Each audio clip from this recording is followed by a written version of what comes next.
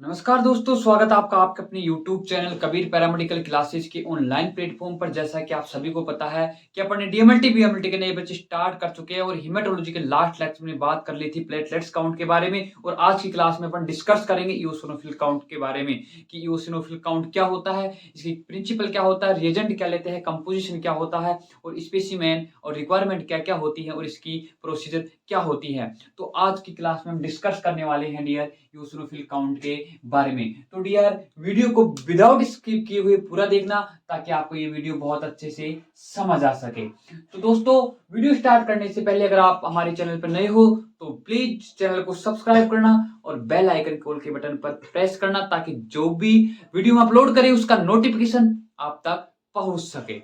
ठीक है दोस्तों, स्टार्ट करते हैं वीडियो को। सबसे पहले बात करते हैं अपन एम की। इसके अंदर एम क्या होता है, इओसिनोफिल काउंट करने का एम क्या है, मुख्य उद्देश्य क्या है। देखिएगा, determination to the eosinophil count in blood stream, कि अपने ब्लड स्ट्रीम के अंदर अपन इओसिनोफिल काउंट क्यों करते हैं, क्योंकि अगर किसी भी डिजीज की कंडीशन में अगर इओसिनोफिल काउंट बढ़ रहा है या घट रहा है, उस कंडीशन में क्या करते हैं अपन, इओसिनोफिल काउंट करते हैं। वो चीज अपन क्लिनिकल सिग्निफिकेंस में बात करेंगे। ठीक है, अपना एम हो गया। उसके बाद भी बात करते हैं किसकी, प्रिंसिपल की, कि प्रिंसिपल क्या होता है। देखिएगा प्रिंसिपल में कि ब्लड इज डाइल्यूटेड, क्या होता है, ब्लड इज डाइल्यूटेड, ब्लड को क्या करते हैं, डाइल्यूट करते हैं with special eosinophil fluid.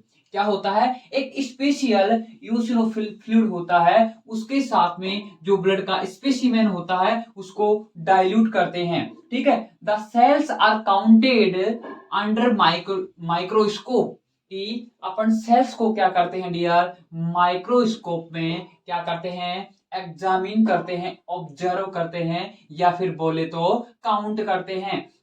Low power objective, क्या करते हैं, लो पावर ऑब्जेक्टिव पर क्या करते हैं, इसको काउंट करते हैं डियर। और लो पावर ऑब्जेक्टिव कितने एक्स को बोलते हैं, 10x को बोलते हैं।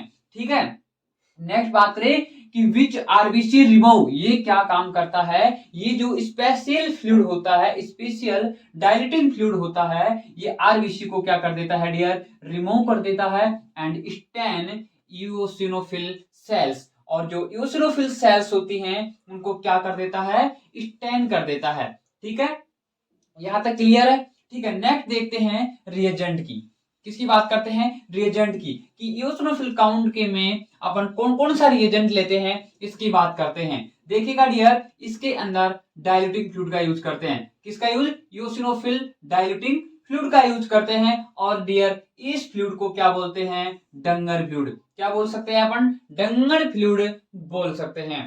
ठीक है, अब इसका कंपोजिशन क्या होता है, कंपोजिशन के बारे में बात करते हैं। कंपोजिशन ऑफ डाइल्यूटिंग फ्लूइड, ये जो स्पेशल डाइल्यूटिंग फ्लूइड होता है इसका कंपोजिशन क्या होता है। तो देखिएगा, येलो इओसिन, क्या, येलो इओसिन अपन लेते हैं 0.5 ग्राम। ठीक है, नेक्स्ट 95% फिनोल लेते हैं, जो कितना होता है, 0.5 ml होता है। ठीक है, नेक्स्ट देखते हैं फॉर्मलिन, फॉर्मलिन कितना लेते हैं, 0.5 ml ही फॉर्मलिन लेते हैं। और डिस्टिल्ड वाटर 99 ml क्या लेते हैं डियर, डिस्टिल्ड वाटर लेते हैं। इन सभी केमिकल्स को क्या कर देते हैं, मिक्स कर देते हैं। तो अपने पास में क्या बन जाता है, डंगर फ्लूइड, डाइल्यूटिंग फ्लूइड, जो कि अपन इओसिनोफिल काउंट के दौरान क्या करेंगे, काम में लेंगे। ठीक है, नेक्स्ट बात कर लेते हैं कि जब अपने काउंट करते हैं तो उसके लिए स्पेसिमेन क्या लेते हैं, स्पेसिमेन या सैंपल क्या लेते हैं। ठीक है, तो डियर इसके लिए ईडीटीए एंटीकोगुलेंट ब्लड लेते हैं। ईडीटीए क्या होता है, एक एंटीकोगुलेंट होता है डियर। अपन ने एंटीकोगुलेंट का एक स्पेशल लेक्चर डाल रखा है। अगर आपने अभी तक एंटीकोगुलेंट का लेक्चर नहीं देखा है तो उसका लिंक आपको डिस्क्रिप्शन बॉक्स में मिल जाएगा, वहां जाके आप देख सकते हैं। तो ठीक है डियर, बात करते हैं नेक्स्ट रिक्वायरमेंट की, कि इसके अंदर किस किस चीज की रिक्वायरमेंट होती है, नीड्स होती हैं। तो डियर देखते हैं, सबसे पहले अपने को किसकी जरूरत पड़ेगी, एक टेस्ट ट्यूब की जरूरत पड़ेगी।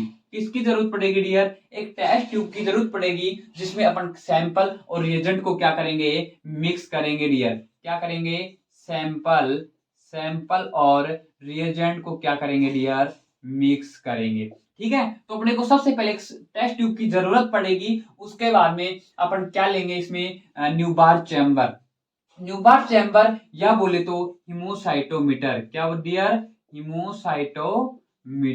डियर, न्यूबार चैम्बर या हिमोसाइटोमीटर एक ही बात होती है, इसका ही दूसरा नाम होता है। कई बार एग्जाम में न्यूबार चैम्बर की जगह हिमोसाइटोमीटर भी पूछ लेता है, इसके नाम से भी पूछ लेता है। ठीक है डियर, नेक्स्ट बात करें माइक्रोस्कोप। माइक्रोस्कोप की जरूरत होती है डियर, क्योंकि अपन जो सेल्स काउंट करेंगे वो माइक्रोस्कोप में करेंगे। क्या करेंगे? माइक्रोस्कोप में ही करेंगे। ठीक है, नेक्स्ट कॉटन स्वाब की जो पिपेट के अंदर एक्सेस ब्लड होता है उसको क्लीन करने के लिए क्या होता है डियर? अपने को कॉटन स्वाब काम में आता है। क्या? क्लीन करने के लिए। ठीक है डियर, नेक्स्ट बात करते हैं डब्ल्यूबीसी पिपेट या एसवी पिपेट की। डियर, अपन इसमें जो सैंपल ड्रॉ करेंगे, रिएजेंट ड्रॉ करेंगे, उसके लिए अपन डब्ल्यूबीसी पिपेट का यूज करेंगे या फिर अपन हीमोग्लोबिन पिपेट का यूज भी कर सकते हैं, जिसको एचवी पिपेट बोलते हैं। नेक्स्ट बात करते हैं कवर स्लिप की। डियर, कवर स्लिप की भी अपने को आवश्यकता पड़ेगी, क्योंकि जब अपन न्यूबार चैम्बर में इस सेल्स को काउंट करेंगे, इस सेल्स की काउंटिंग करेंगे, तो जब अपन माइक्रोस्कोप में इसका एग्जामिनेशन करेंगे तो स्लाइड के ऊपर अपने को किसकी जरूरत होगी? कवर स्लिप की जरूरत होगी। तो डियर, आपको समझ आया होगा ये थी हमारी रिक्वायरमेंट की किन किन चीजों की रिक्वायरमेंट होगी। तो डियर, यहां तक आपको समझ आया होगा। तो नेक्स्ट हम बात करते हैं प्रोसीजर की। तो हेडिंग लगाइए प्रोसीजर। तो बात करते हैं प्रोसीजर की। देखिएगा प्रोसीजर क्या होती है कि takes 0.36 ml eosinophil diluting fluid in a test tube by help of WBC pipette। कि क्या करते हैं डियर? यूसनोफिल डाइल्यूटिंग फ्लूइड लेते हैं, कितना? 0.36 ml। ठीक है, नेक्स्ट देखिएगा, draw the 0.4 ml blood specimen in a test tube by help of WBC pipette. कि डब्ल्यूबीसी पिपेट की सहायता से एक टेस्ट ट्यूब में अपन क्या लेते हैं डियर? ब्लड स्पेसिमेन लेते हैं, और कितना लेते हैं? 0.4 ml।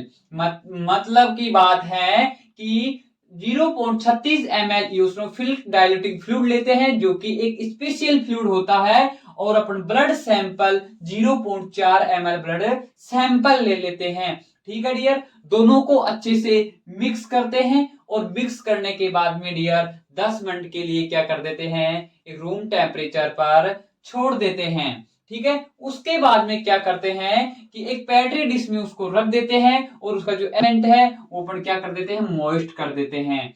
ठीक है, नेक्स्ट अपन बात करें कि charge the Neubauer chamber with diluting fluid and covering with cover slip. कि अपन क्या करते हैं कि न्यूबार चैम्बर को चार्ज करते हैं विद डाइल्यूटिंग फ्लूइड के साथ में, यानी डाइल्यूटिंग फ्लूइड उसको न्यूबार चैम्बर में फिल कर देते हैं, और उसको कवर स्लिप की सहायता से कवर कर देते हैं। ठीक है, wait for 2 to 3 minute to settle down the cell. कि फिर क्या करते हैं? 2 से 3 मिनट के लिए वेट करते हैं, ताकि अपनी जो सेल्स हैं जो उन्होंने फिल की है न्यूबार चैम्बर में, वो सेटल डाउन हो जाए। ठीक है डियर, अब बात करते हैं नेक्स्ट कि the cells are counted under microscope low power objective. कि अपन क्या करते हैं? सेल्स को काउंट करते हैं अंडर माइक्रोस्कोप, माइक्रोस्कोप में लो पावर ऑब्जेक्टिव, और उस किस लेंस पे करते हैं? लो पावर ऑब्जेक्टिव लेंस पे उसको ऑब्जर्व करते हैं, एग्जामिनेशन करते हैं। Next, the cells are counted in all 9 square. कि जब अपन सेल्स को काउंट करते हैं तो इन ऑल 9, जो सभी 9 स्क्वायर होते हैं, जो बिग 9 स्क्वायर होते हैं, उसके अंतर्गत उसको क्या करते हैं डियर? काउंट करते हैं, ऑब्जर्व करते हैं। दोबारा देखिएगा कि takes 0.36 ml eosinophil diluting fluid in a test tube by help of WBC pipette. कि डब्ल्यूबीसी पिपेट की सहायता से अपने को जो डाइल्यूटिंग फ्लूइड है वो कितना लेना है? 0.36 ml लेना है एक टेस्ट ट्यूब में। ठीक है, नेक्स्ट बात करते हैं कि draw the 0.4 ml blood specimen. अपने को क्या करना है?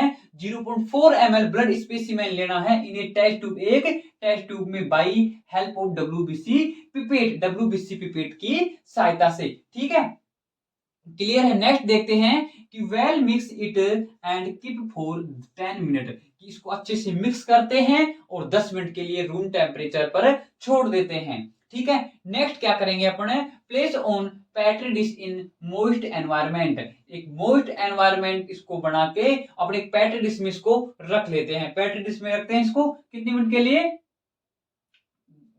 या नॉर्मली 15 मिनट के लिए इसको रख देते हैं। ठीक है।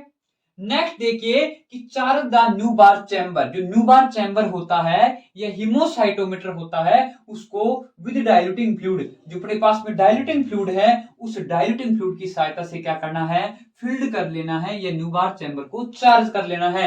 And covering with cover slip, और उसको कवर स्लिप की सहायता से क्या करना है, कवर कर देना है। उसके बाद में क्या करना है, वेट फॉर 2 to 3 मिनट, 2 से 3 मिनट का वेट करना है ताकि अपने जो सेल्स हैं वो सेटल डाउन हो जाए। Next, the cells are counted under microscope low power objective, अपने को सेल्स को काउंट करना है माइक्रोस्कोप में, कौन सी लेंस पर, लो पावर ऑब्जेक्टिव लेंस पर। ठीक है। उसके बाद में क्या करते हैं dear, the cells counted in all 9 square, ये जो बड़े बिग 9 स्क्वायर होते हैं, जो बिग 9 स्क्वायर होते हैं, उसमें जो अपनी सेल्स होती हैं उसको क्या करना है, काउंट करना है। ठीक है।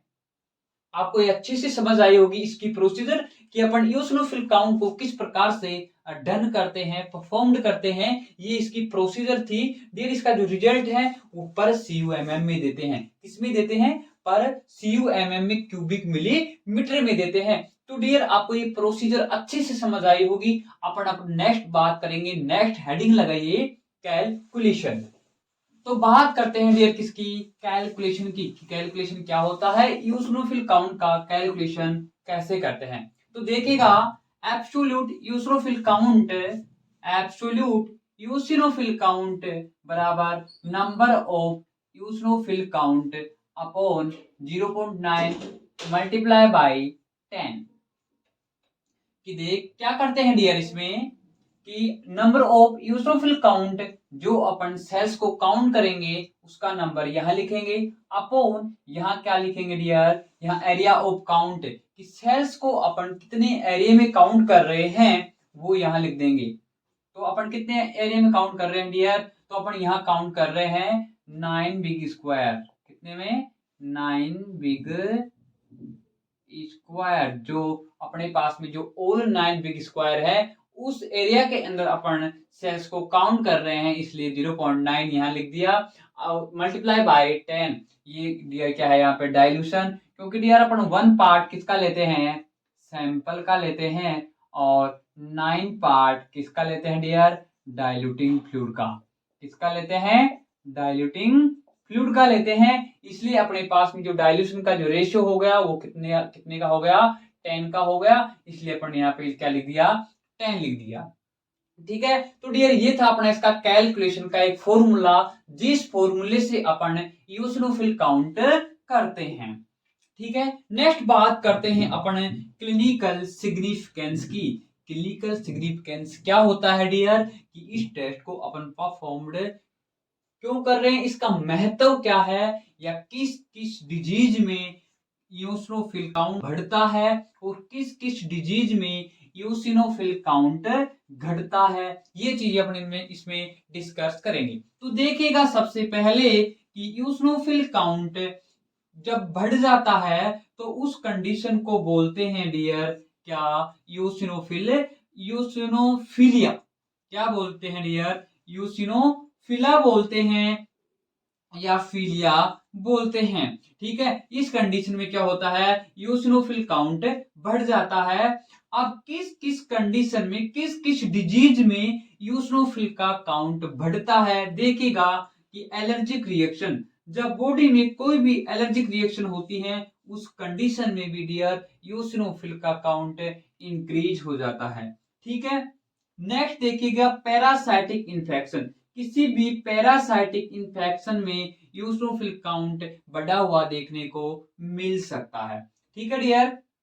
नेक्स्ट बात करते हैं chronic leukaemia. Dear chronic leukaemia की कंडीशन में भी क्या होता है, यूसिनोफिलिया हो जाता है, या हम बोल सकते हैं कि क्रोनिक ल्यूकेमिया क्या होता है, क्रोनिक का मतलब होता है dear long time, prolonged time. क्या होता है डियर? Prolonged time. ठीक है, यानी कि लंबे समय से ल्यूकेमिया का मतलब होता है dear over production of RBC, sorry over production of WBC. क्या होता है? Over production of WBC.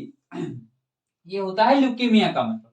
ठीक है, तो जब किसी भी पेशेंट में अगर क्रोनिक ल्यूकेमिया मतलब प्रोलॉन्ग टाइम से क्या हो, डब्ल्यूबीसी का ओवर प्रोडक्शन हो रहा हो या डब्ल्यूबीसी इंक्रीज आ रही हो, तो उस कंडीशन में भी आपको यूसिनोफिलिया देखने को मिल सकता है।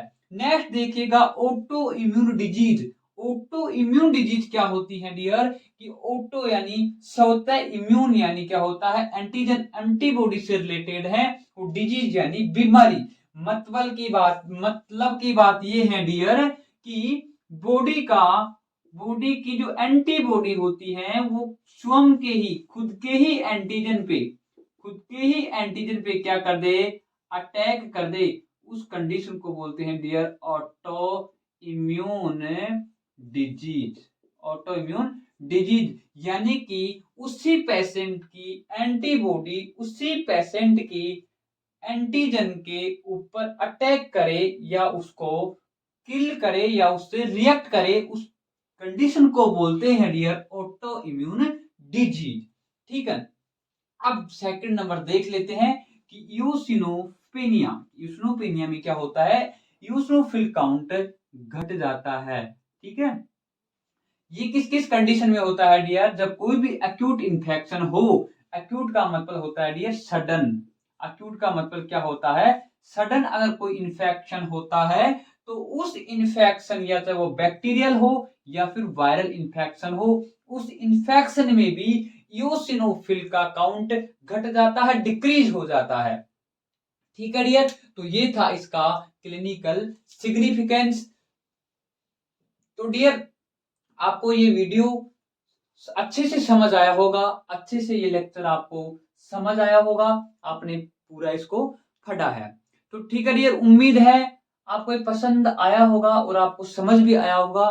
तो अगर आपको वीडियो पसंद आया हो तो वीडियो को लाइक करना और सभी दोस्तों के साथ में शेयर करना। और हाँ, अगर आप चैनल पर नए हो तो चैनल को सब्सक्राइब कर लेना, ताकि जो भी वीडियो हम अपलोड करें उसका नोटिफिकेशन सबसे पहले आप तक पहुंच सके। तो ठीक है दोस्तों, मिलते हैं एक और नई वीडियो के साथ। जब तक के लिए थैंक यू सो मच।